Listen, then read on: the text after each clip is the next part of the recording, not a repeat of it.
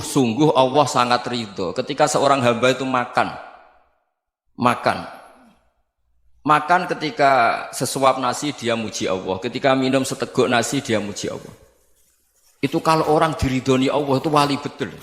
Itu untuk jadi wali itu gampang, kamu makan ridho, kamu nginjak buminya Allah ridho seneng, kamu hidup keseharian aman seneng. Nah ini supaya sampean kita semua ngaji betapa panduan Rasulullah untuk menggapai ridho Allah itu banyak yang keseharian sekali. Saking kesehariannya banyak dalam hadis dan itu sahih. Nabi menyebut hal-hal yang keseharian. Hatta ma tas'alu fi imra'atika, kamu punya uang kemudian istri kamu bisa makan itu ibadah. Bahkan sebagian ibadah itu dicontohkan Nabi yang akhirnya diprotes sahabat. Yaitu wa fi buti ahadikum sedekah, kamu menggauli istri kamu itu ya sedekah. Sampai sahabat bilang yang benar ya Rasulullah. Ayati ahaduna syahwatahu wa huwa lahu ajrun. Masa urusan biologis, urusan syahwat kemudian dia dapat pahala. Nabi menjawab, alaysa lawadhu'aha fi haramin akana alaihi wisrun. Bagaimana kalau dia meletakkan ke yang tidak benar itu kan dosa. Nah, hal-hal seperti ini yang saya ingin teman-teman semua saya juga agak ingin ngaji demi Anda juga agak ingin. Itu dosa sekali ngaji kok pesanan kelompok tertentu itu enggak boleh. Islam itu untuk semua. Jadi ya cuma karena di depan saya jenengan ya seakan-akan jenengan korbannya. Itu ada ilmunya dalam usul fikih itu. Jadi orang itu harus ngaji usul fikih. Nama yang disebut, mungkin Mas Sufyan masih ingat zaman ngaji usul fikih. Nama yang disebut itu tidak jaminan sebagai prioritas perintah. Jadi misalnya gini, kebetulan yang di depan Nabi itu Abu Dzar. Nabi ya bilang, ya Aba Dzarin ini uhibbuka misalnya, atau ya Mu'ad ini uhibbuka, atau ya Aba Hurairah ini uhibbuka misalnya. Banyaklah riwayat yang Nabi nyebut ya Aba Dzarin, ya Mu'ad, ya Aba Hurairah. Kemudian misalnya Nabi meneruskan khitab, ini uhibbuka, saya mencintai kamu, fakul dubur sholatin, atau sebagian riwayat disebut fala tada'an la dubura kulli sholatin, Allahumma inni ala dzikrika wa syukrika wa husni ibadatik. Saya mencintai kamu, siapa saja. Mu'ad bisa, Abu Dzar bisa siapa? Saya mencintai kamu, mohon kalau habis sholat kamu jangan lupa wiridan Allahumma a'inni ala dzikrika wa syukrika wa husni ibadatik. Ya Allah, tolong kami permudah supaya mudah ingat engkau. Anda tidak bisa mentang-mentang, wong nama saya Parmin, nama saya Purnomo, itu yang diperintahkan Mu'ad misalnya. Jadi yang disebut satu, tapi khitab itu untuk siapa saja. Saya teruskan. Jadi saya mohon semua kita melakukan kebaikan itu kalau dalam kaidah fikih disebut al yakin la yuzalu bisyak. Banyak kebaikan yang kebenarannya itu 100%. Tidak punya efek samping ke pihak lain, ke kelompok lain, ke komunitas lain. Itu tadi misalnya Anda makan dan itu murah sekali, hanya butuh satu piring. Setiap punyaan kamu muji Allah, setiap minum kamu muji Allah. Itu redaksinya Rasulullah SAW disebut Allah sangat ridho ketika seorang hamba makan, kemudian dia memuji Allah. Atau minum, kemudian dia muji Allah. Logikanya gampang, negara seperti ini yang kamu harapkan bentuknya kayak apa, mertua, ipar, komunitas, tetangga. Itu nyata terjadi itu kan belum pasti. Sementara yang mesti terjadi adalah kamu butuh makan, kalau tidak mati. Butuh minum, kalau tidak mati. Butuh bumi yang nyaman ditempati, kalau tidak kita juga mati. Sebab itu Allah kalau menyebut nikmatnya itu hal-hal yang keseharian. Alladzi at'amahum min ju'. Allah itu siapa? Allah itu yang menciptakan kamu bisa makan. Tidak berlebihan. Allah itu yang menciptakan kondisi sosial itu ideal. Zaman Nabi itu ya ada orang munafik. Orang-orang pilihan Allah itu juga diuji orang sekelilingnya yang macam-macam. Semua diuji sesuai konteks zaman dan waktu. Nah, tapi ada ibadah-ibadah yang selalu disarankan Nabi. Sampai Nabi itu pernah ditanya, ayul islami khairun ya Rasulullah, Islam terbaik itu gimana? Jawaban Nabi itu unik. It'amu to'am. Islam terbaik itu ya makan-makan, jangan santai-santai. Ketika Allah menyebut beberapa kebaikan, falak tahamal aqobah wa ma adrokan apa? Mal aqobah. Terusannya apa? Fakku raqobah. Terusannya apa? Au it'amun fi yaumin di masghubah. Ya itu acara makan-makan itu juga Islam. Kenapa? Ya bayangkan kalau tidak ada makanan, kita mati kan? Kondisi sosial tidak ideal itu Anda masih gak apa-apa. Tapi kalau Anda tidak makan, Anda tidak minum, Kamu punya istri cerewet masih bisa hidup, punya mertua cerewet masih bisa hidup. Tapi kalau tidak makan bisa mati. Berarti penting mana istri sama makan? Penting mana? Makan. Semoga istri Anda dengar, nanti kamu disuruh makan tapi pulang deh.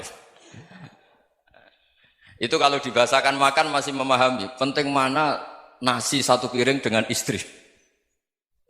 Nggak ada nasi mati, nggak ada istri belum mati. Penting mana? Gak berani jawab kan? Nah, ternyata Anda ada garang kan di depan istri. Jadi saya mohonlah, mungkin Mas Sufyan Sauri tadi yang bisa bantulah. Teman-teman tuh ngaji yang keseharian saja. Karena kita nyari ridha Allah itu berdasar firman Allah. Dan firman Allah itu menyebut keseharian tuh riang, gampang.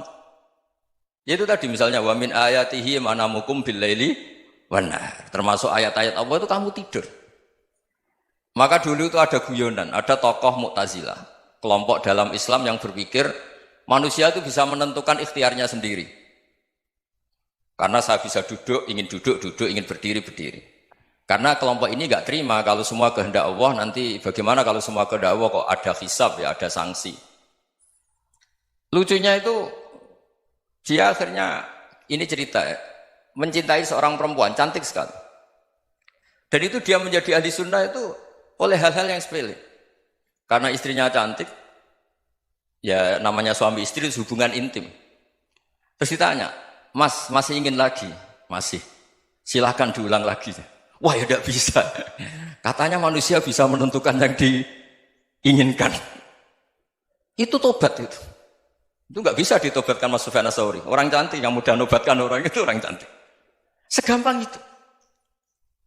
Akhirnya kita tahu, makanya kalau dalam kitab Hikam itu disebut al-aqil mayyakul madza yaf'alu wa hubi wal ghafil mayyakul madza af'al.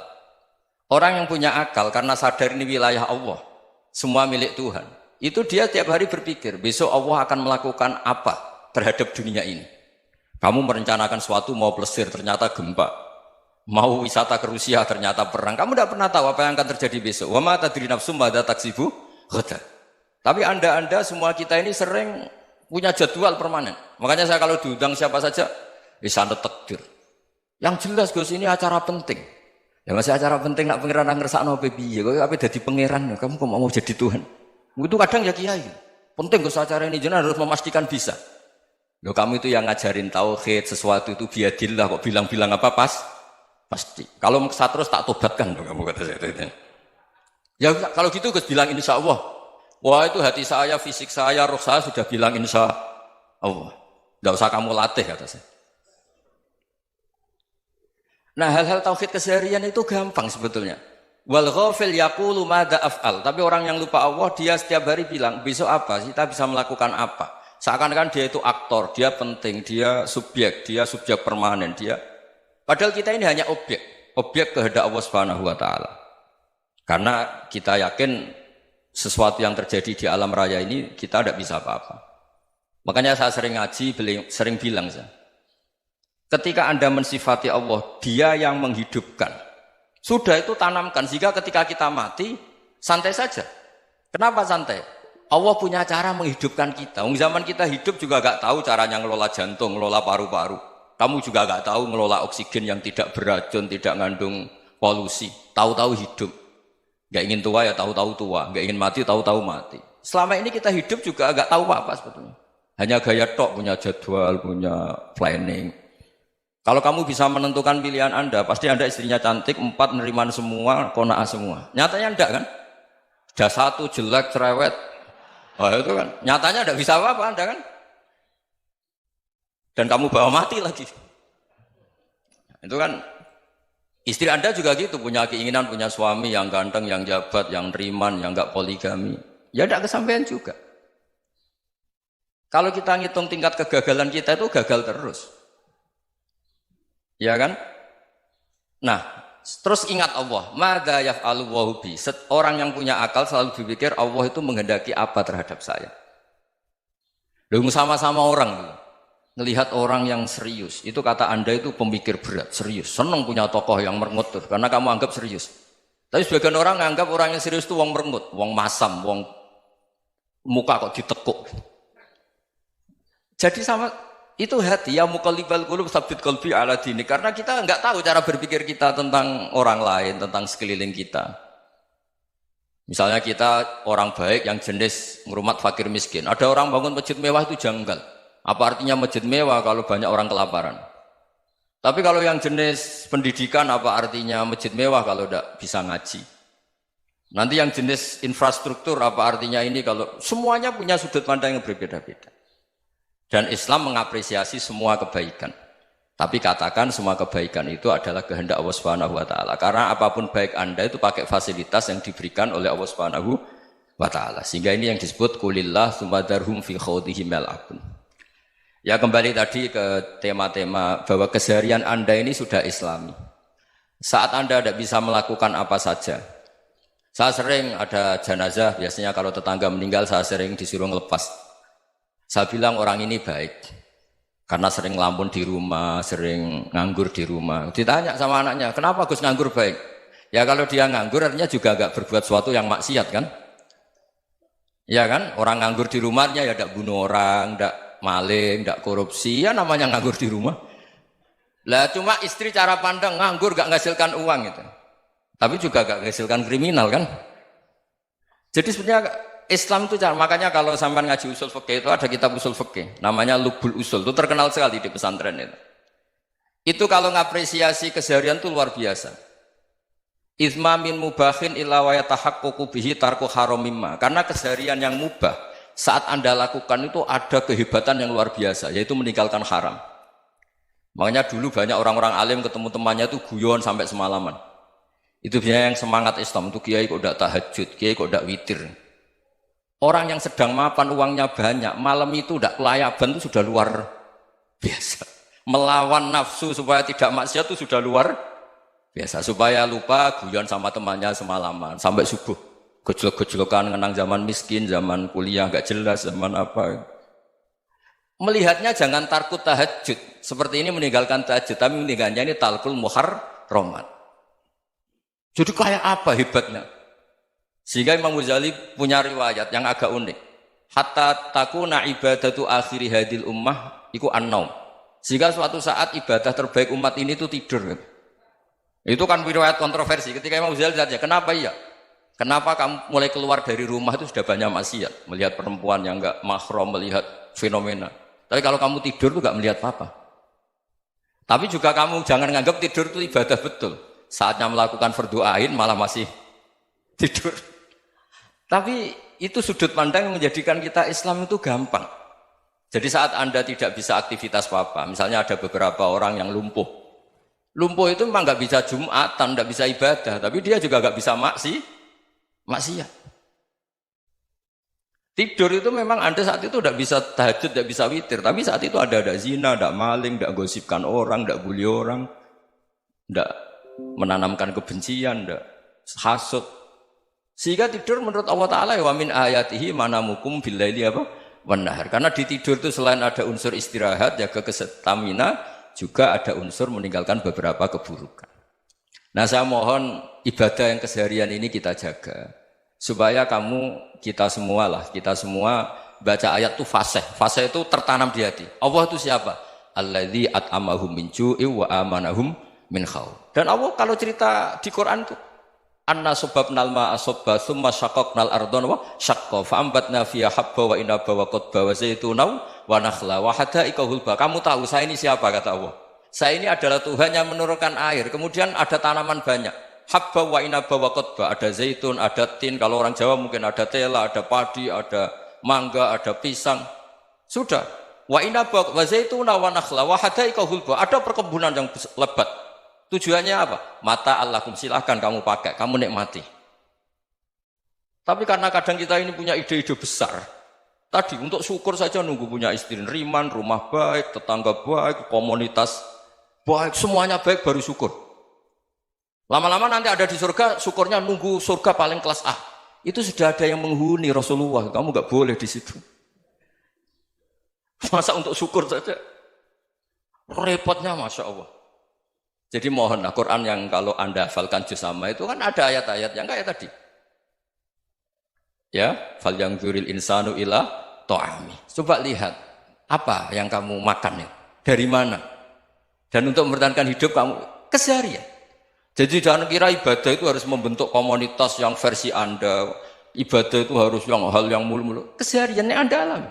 Loh, ini saya tidak bikin-bikin. Saya ngaji bukan karena berdasar pesanan.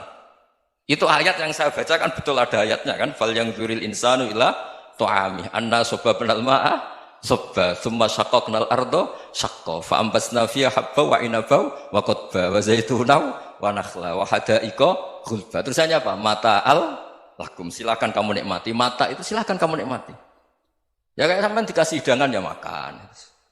Ya sudah makan, habis makan ya minum, habis itu ngantuk ya tidur. Ya sudah normal-normal saja. Kayak apa indahnya Islam? Tapi Anda mencari Islam yang gimana lagi? Nah itu yang diajarkan guru-guru kita, diajarkan sanad kita sampai Wali Songo, sampai Rasulullah SAW. Bahwa pada akhirnya ada jihad, ada perang. Itu dulu memang perang, bukan membunuh. Beda. Dulu kita dijajah Belanda ya perang, dan itu normal karena kita dijajah. Jadi ketika orang lain ingin baik sama kita, wa in ahadum minal musyrikin astajaruka ya fa'jirhu hatta yasma'a kalam Allah. Kalau mereka ingin baik ya kita baik. Makanya ada istilah musta'man, mu'ahad. Kalau mereka ingin damai, berdampingan dengan kemajmukan ya itu yang lebih baik. Karena memang Islam menghormati proses perdamaian. Wa in janahu nawal lisalmi ya fajnah lah. Kalau ingin damai ya kita harus damai.